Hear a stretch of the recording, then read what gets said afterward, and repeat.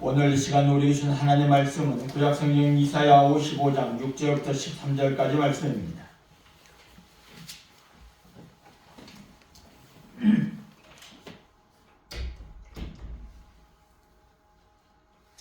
오늘 이 시간 우리 주신 하나님의 말씀은 구약성경 이사야 55장 6절부터 13절까지 말씀입니다. 구약성경 1036페이지에 있습니다. 다같이 이사야 55장 6절부터 13절까지 말씀 같이 읽겠습니다. 너희는 여호와를 만날 만한 때에 찾으라. 가까이 계실 때에 그를 부르라. 악인은 그의 길을 불의한 자는 그의 생각을 버리고 여호와께로 돌아오라. 그리하면 그가 긍휼히 여기시리라. 우리 하나님께로 돌아오라. 그가 너그럽게 용서하시리라.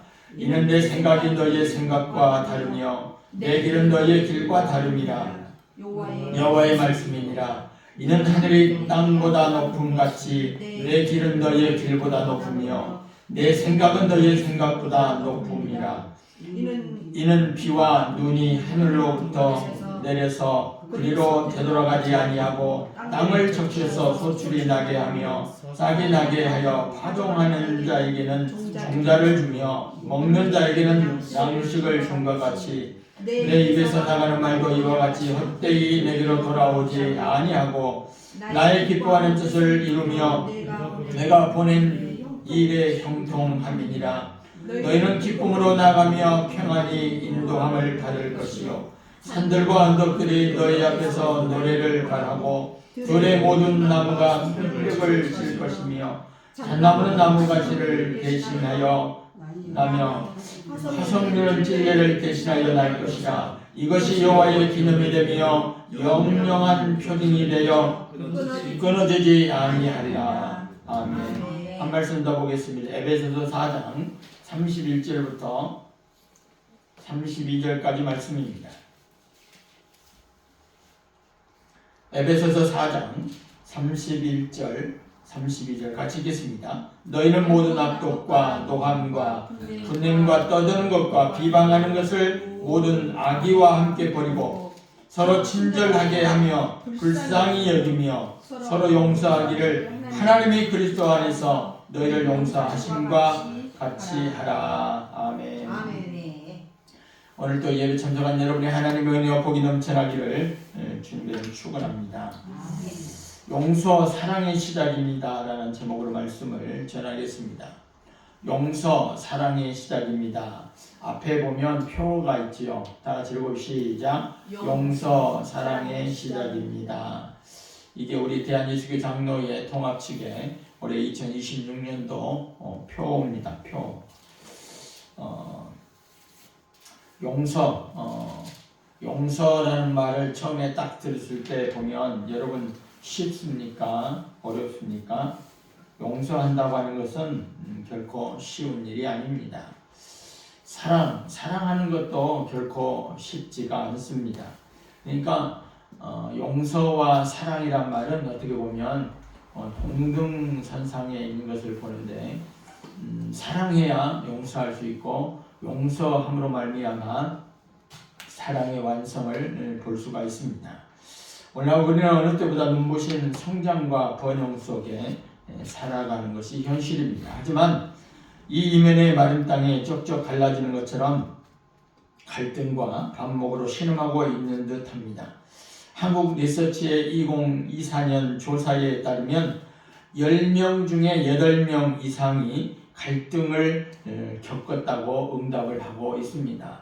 우리나라도 보면 우파와 좌파 어떤 이런 파로 나뉘어져서 경상북도 TK와 PK 또 호남 이렇게 해서 나눠지는 것을 볼 때에 마음이 많이 아픕니다. 이러한 갈등은 정치, 경제, 이념 등의 거의 모든 영역으로 뻗쳐나가서 적대적인 감정이 팽배해져 있는 것이 오늘 우리의 현실인 것을 알 수가 있습니다. 더욱 가슴 아픈 것은 세상의 소음과 분쟁이 거룩한 공동체의 심장부까지 어지럽히고 있다고 하는 사실입니다. 그래서 팀 켈러 목사님은 센터 처치라는 책에서 그렇게 얘기를 하죠. 교회가 세상의 문화를 무조건 배척하거나 반대로 무분별하게 수용하는 양극단을 지적했는데, 오늘날 한국교회는 세상의 갈등 구조를 그대로 답습하고 또 양극단의 위태로운 줄타기를 하고 있는 것은 아닌지 돌아봐야 된다라고 팀 켈러 목사님은 그런 것들을 지적하고 있습니다.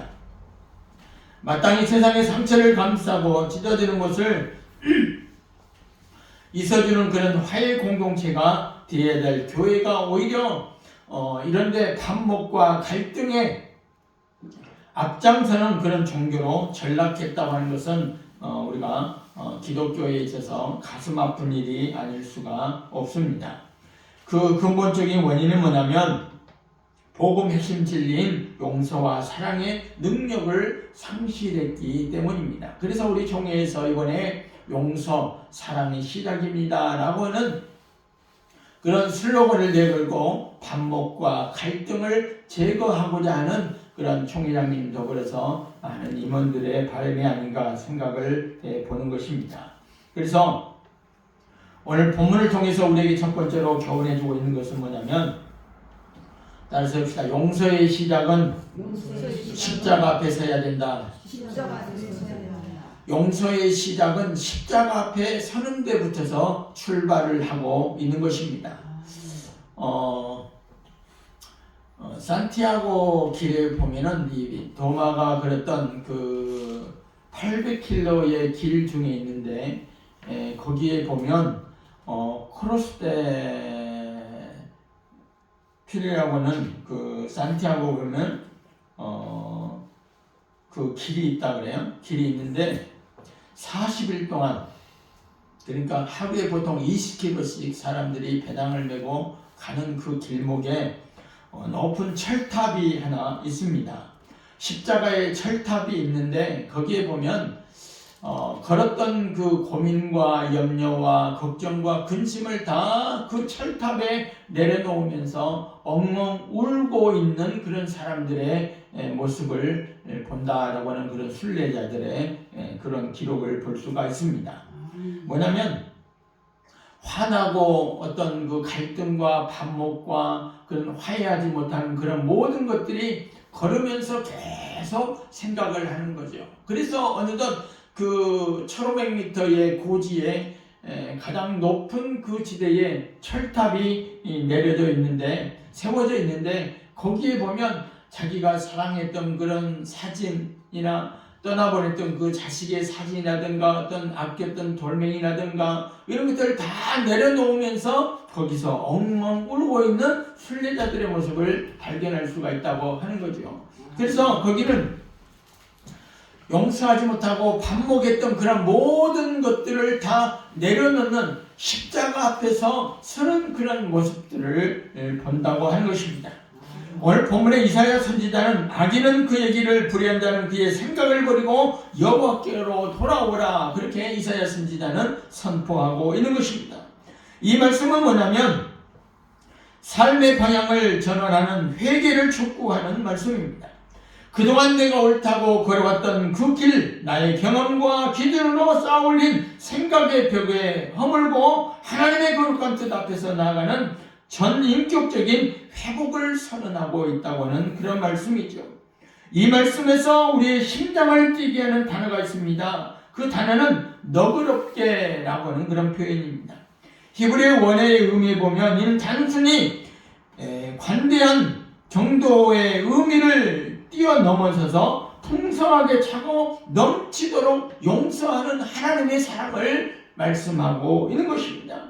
풍성하게 아니 가득 차고 넘치게 모든 것들을 포용하는 하나님의 능력의 용서의 말씀이라고 하는 것입니다.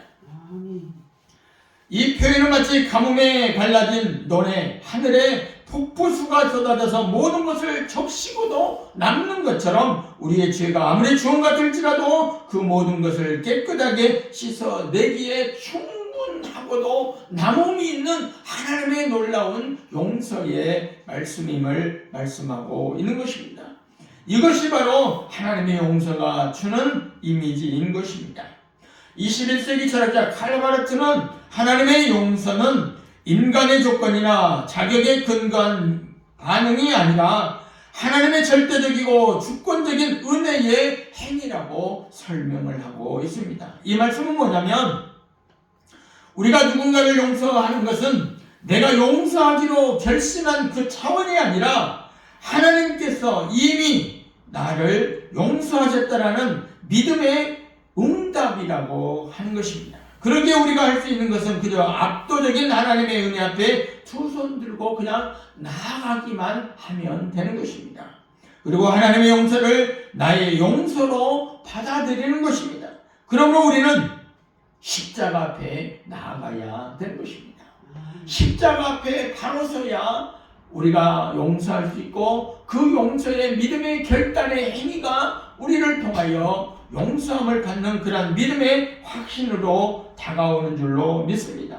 십자가의 그 용서를 통해 사랑의 실천으로 나아갈 수 있는 여러분 될 수 있기를 주님의 이름으로 축원합니다. 두 번째는 용서는 뭐냐면 마음의 공간을 내어주는 삶이 되어야 되는 것입니다. 에베소 4장 31절 이하에 보면 하나님의 용서가 우리 안에 흘러들어왔다면 그 생명의 물줄기는 삶의 현장으로 흘러가야 되는 것입니다. 오늘 에베소서 사도 바울을 통해서 우리에게 말씀해주고 있는 것은 용서의 실천을 위해서 우리가 무엇을 뽑아야 하고 무엇을 채워야 되는지 구체적으로 말씀하고 있는 것입니다. 우리 안에 있는 독초를 뽑아내야 되는데 그 독초가 무엇이냐 보면 악독입니다. 악독. 따라해줍시다. 악독.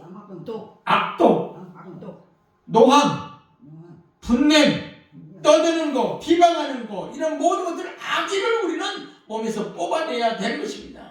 사촌이 너를 사면 배가 아파요? 안 아파야 정상이죠.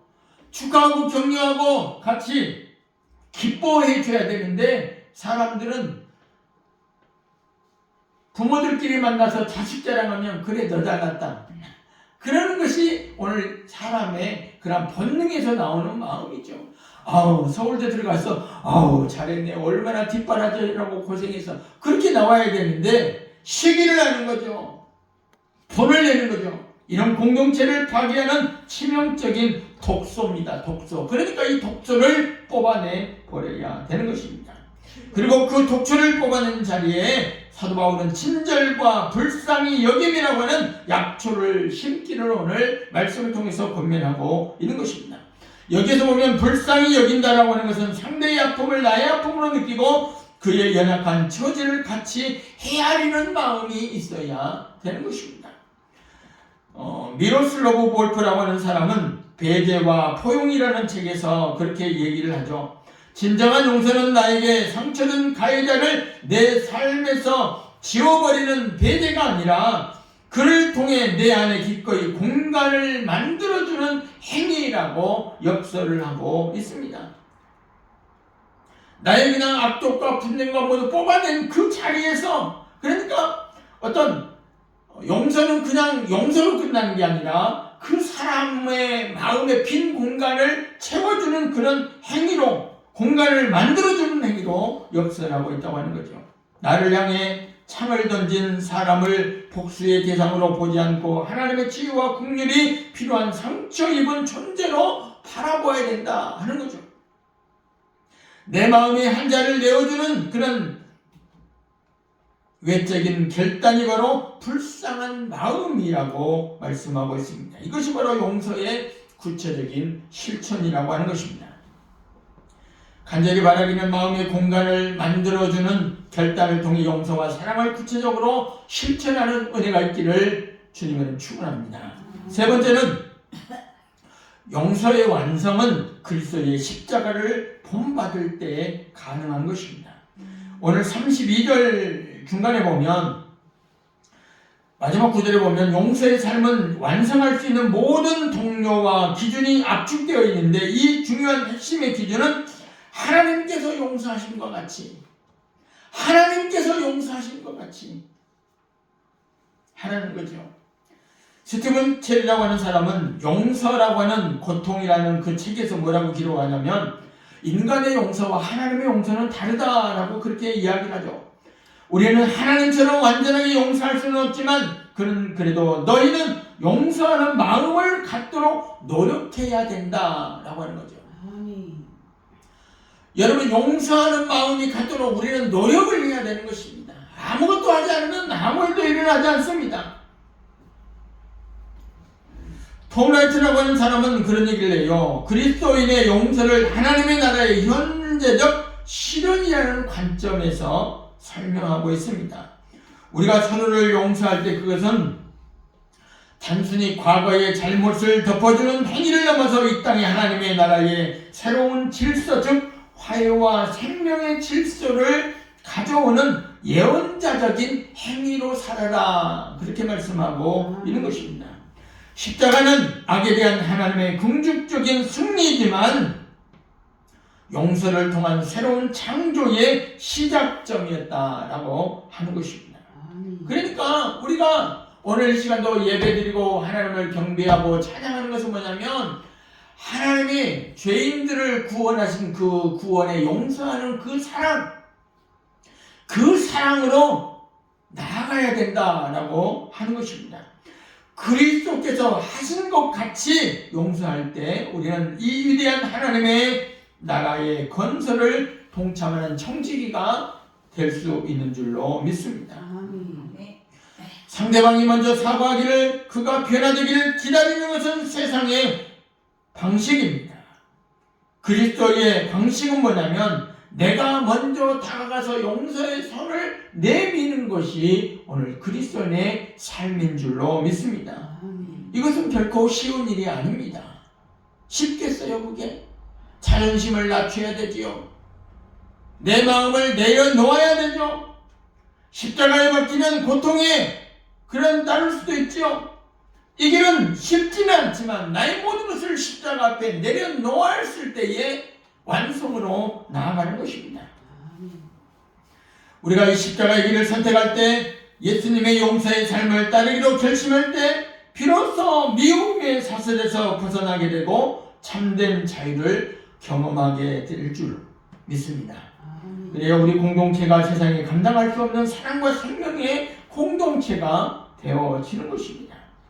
해밍웨이의 소설에서 용서에 대한 이야기가 하나 있는데 그 내용에 보면 이런 얘기가 있어요. 스페인 사람 이야기인데요. 어느 집에 아버지와 아들이 살았어요. 토라졌어요. 싸웠어요. 근데 이 아들이 집을 나가버렸네. 집 나갔어요. 집을 나가면은 싸우기는 싸웠지만 이 아버지는 뭐겠어요? 집 나간 아들이 돌아오기를 바라는 것이겠지요. 그래서 이 아들이 이 스페인, 이 마드리드를 가출을 해가지고 아버지가 누가 더 사랑합니까? 아버지가 더 아들을 사랑하겠죠. 그래서 아버지가 후회하고 아들을 찾는 광고를 큰 신문 엘리베라라고 하는 그 신문에, 스페인의 마드리드의 아주 신문 광고에 커다랗게 뭐라고 썼냐면 그렇게 기록을 했어요. 야, 파코야, 화요일 정오에 몬타나 호텔에서 만나자. 다 용서했다. 아빠가 그렇게 신문에다가 광고를 크게 냈습니다. 그래서 그 화요일날 그날 이 몬타나 호텔 앞에 이 아버지가 갔어요. 갔는데 깜짝 놀랐어요. 이 파코라고 하는 이름을 가진 아이들이 무려 800명이나 기다리고 있었다고 하는 것입니다. 스페인에서 흔한 이름, 우리나라 말하면 철수야 하는 그런 이름처럼 파코야 라고 하는 이름은 스페인에서 아주 흔한 이름이래요. 그래서 가니까 800명의 아이들이 그 몬타나 호텔 앞에서 줄을 지어 있었다고 하는 것입니다. 여러분, 이 이야기는 무엇을 이야기하고 있느냐면 용서를 기다리는 이들이 이만큼 많이 있다라고 하는 것입니다. 아픔 속에서 자기를 용서받기를 갈망하며 기다리는 이들이 얼마나 많은지를 보여주고 있는 것입니다. 이 용서 그러는데 용서의 말은 히브리어로 하말이라고 하는 단어를 썼을 때는 아끼다, 아끼다라고 하는 뜻인데 이 하말이라고 하는 그 뜻을 보면 아끼다인데 잠언 19장 11절에 보면 허물을 용서하는 것이 자기의 영광이니라 그렇게 말씀하네요. 또 마태복음 18장 35절에 보면 너희가 각각 마음으로부터 형제를 용서하지 아니하면 나의 하늘 아버지께서도 너희에게 이와 같이 하시리라. 너희가 용서하면 하나님도 용서하고 너희가 용서하지 아니하면 하나님도 너희를 용서하지 않겠다라고 하는 것이 오늘 말씀입니다. 또한 히브리어로 가파르라고 하는 그 단어를 쓸 때에 그 용서의 뜻은 덮다, 속죄하다, 용서하다, 달래다, 지워버리다, 취소하다, 자비롭다 라고 하는 그 뜻이죠. 또한 관용하다 라는 뜻입니다. 용서하다라고 하는 그 말을 헬라어로 아피엠이라고 하는 그 단어를 쓸 때는 면제하다, 취소하다, 용서하다라고 하는 뜻이죠. 우리가 한자로 보면 용서는 뭐냐면 잘못이나 죄를 꾸짖거나 벌하지 아니하는 것, 그렇게 했지만은 오늘 성경에서 말하고 있는 이 용서는 네가 용서하면 나도 용서할게, 그 차원을 넘어서서 하나님께서 용서하신다 하는 거죠. 내가 자존심을 굽히고 상대방을 용서했을 때 그 용서가 하나님께서 나를 용서해 주시는 그런 고차원적인 그런 말씀으로 우리에게 해주고 있는 줄로 믿습니다. 마지막 얘기 하나 하고 마칠게요. 인도의 어느 지방에서 4사람의 상인이 똑같이 돈을 투자해서 구입한 목화를 창고에 쌓아두는 일이 있었습니다. 그러니까 이 목화의 창고의 주인은 몇 명? 4명입니다. 4명. 그런데 그 창고는 쥐가 많아서 목화를 상하게 하고 이제 고양이 한 마리를 사가지고 이 고양이로 통하여서 목화를 지키기로 했어요. 이 상인이 4명이니까 4명은 어떤 결정을 하냐면 고양이 한 마리인데 앞다리는 네 거, 앞다리 우측 거는 네 거, 뒷다리는 네 거, 네 거 해서 4등분 해가지고 고양이가 이제 그 창고를 지키게 되는 것입니다. 한 번은 이 고양이가 이 뒷다리 하나가 상처가 나가지고 붕대를 감게 됐습니다. 붕대를 하나를 감았는데 이 고양이가 뒤쪽 왼쪽 다리를 절게 되면서 이제 붕대를 감았는데 그냥 다니다가 그냥 그 붕대에 기름이 붙게 되고 불이 나게 됐습니다. 불이 나게 되니까 어떻게 됐어요? 너는 앞다리 하고 뒷다리 해서 이제 그 재판을 하게 돼요. 왜냐하면 쌩쌩한 3다리를 가진 그 사람이 아픈 붕대를 싸줬던 그 붕대에 불이 붙어서 목화의 창고에 다 불이 났기 때문에 3사람이 이 한 사람에 대해서 고소를 하고 재판장에 딱 재판을 받게 되는 것입니다. 어떻게 됐을까요? 3사람이 한 사람에 대해서 고소를 해서 이제 배상을 해야 된다고 재판을 하고 이제 재판장에게 물어를 봅니다. 그럴 때 재판이 어떻게 됐냐면 붕대를 감은 다리에 불이 붙었을 때에 나머지 3다리가 움직였기 때문에 목화에 불이 붙었다 해가지고 오히려 더 3사람이 쌩쌩한 다리를 차지했던 그것이 바로 그 한 다리 아픈 붕대를 감았던 그 고양이 다리의 주인에게 배상을 해야 된다 라고 그렇게 판결이 났다고 하는 것입니다. 유명한 랍비의 힐렐이라고 하는 사람은 그런 얘기를 해요. 내가 그 사람의 환경이나 입장이 될 때까지는 그 사람을 판단하지 말라 라고 하는 그런 유명한 얘기를 하는 것입니다. 내가 상대방의 입장이 되어서 생각한다면 우리에게 용서하지 못할 일이 없다라고 하는 것입니다. 올해 주어진 용서, 사랑의 시작입니다. 우리가 용서의 단어를 볼 때 쉽지는 않죠. 누가 누구를 용서하겠습니까? 그러나 힘들지만 이러한 모든 것들을 다 내려놓고 우리는 십자가 앞에 서야 되는 것입니다. 또한 그 용서의 이상의 것을 뛰어넘어 우리의 마음의 공간을 그 타인으로 내어줘야 되는 것입니다. 또한 용서는 그리스도의 십자가를 본받을 때만 완성할 수가 있는 것입니다. 사람이 어떻게 사람을 그냥 용서하겠어요? 세월호 사건이나 이태원 참사나 상대방이 와서 운전하고 가는데 상대방이 와서 중앙선 침범해서 죽는, 어제도 30중 추돌 나가지고 서산 영덕에서 뭐 많이 죽었잖아요. 바람이 강풍이 불어가지고 떨어져서 간판이 떨어져서 20대 청년이 죽은 걸 누가 보상하겠어요? 어떻게 보상하겠어요? 자식이 죽었는데. 저는 가끔 어린 꼬마들이 부모님과 함께 어린 꼬마들이 와서 노는 그런 모습들을 보면, 야, 저런 아이들이 만약에 죽었다고 생각하면, 생때 같은 그 아이들이 죽었다고 생각하면 부모는 그 죽인 그 사람을 용서하겠어요? 용서하겠냐고 말이에요. 용서 못하지요. 그러함에도 불구하고 하나님의 말씀은 하나님이 우리를 예수 그리스도의 피값으로 용서한 그 사랑을 가지고 우리는 살고 있기 때문에 그러함에도 불구하고 용서하라, 그렇게 말씀하고 있는 것입니다. 용서, 사랑하는 거 쉽지 않지만 해봅시다. 해야 돼요. 이게 바로 그리스도의 용서와 사랑인 것입니다. 나중에 물론 기회가 되면 용서에 대한 얘기를 많이 하겠지만 쉽지는 않죠. 쉽지는 않지만 해봅시다. 용서, 사랑의 시작입니다. 용서하며 살 수 있기를 바랍니다. 사랑하면서 사는 것이 용서의 첫걸음인 줄로 믿습니다. 이 용서와 사랑으로 올 한 해도 승리할 수 있는 저와 여러분 될 수 있기를 주님은 축원합니다. 기도하겠습니다.